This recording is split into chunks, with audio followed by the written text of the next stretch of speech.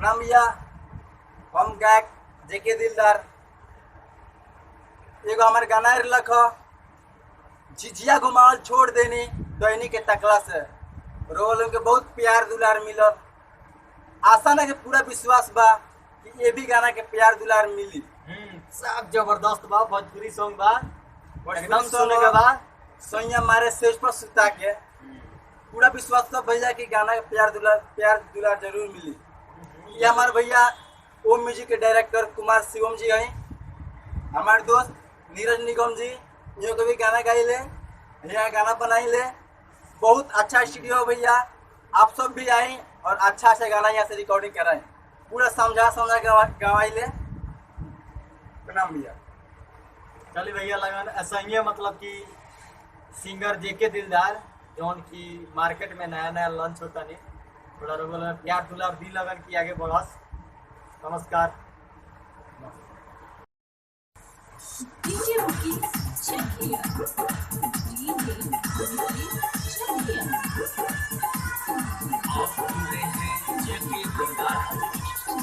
से जब मारेला बतार सखी रोज में हुर्रा के से जब मारेला बतार सखी रोज रोज सुता के करेला दर्द सखी रोजा दे चिल्ला के से जब मारेला बतार सखी रोज में हुर्रा के से जब मारेला भातार सखी रोज रोज सुता के करेला दर्द सखी रोजा दे चिल्ला के से जब मारेला भातार सखी रोज निहुरा के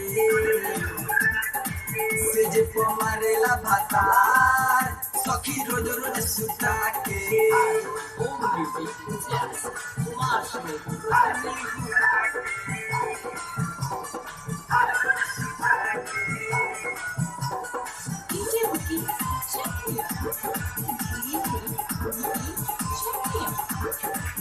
मैंने गौना करा के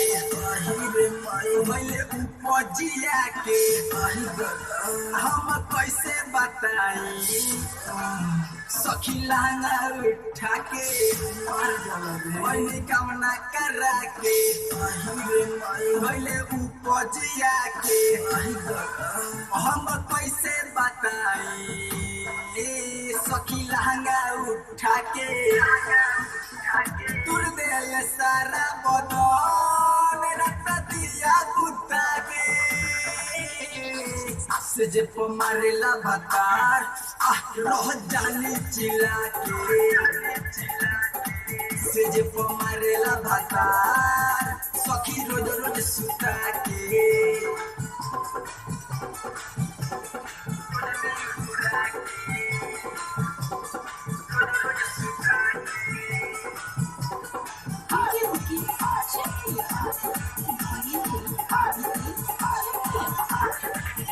रास्ता टूट गइल पलंग जब धैले उ अलंग छाती धक धक करे बात बुझे न पलंग रास्ता टूट गइल पलंग जब धैले उ अलंग छाती धक धक करे बात बुझे न पलंग शिव मज के दिलदार मारे लुका के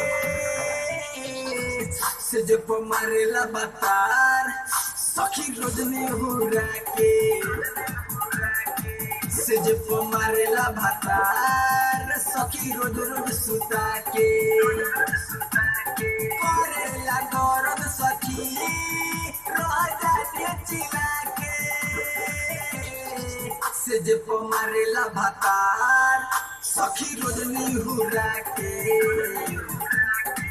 से जब मारेला भातार सखी रोज रोज सुता के ओम रिकॉर्डिंग स्टूडियो हाई स्कूल लौटन।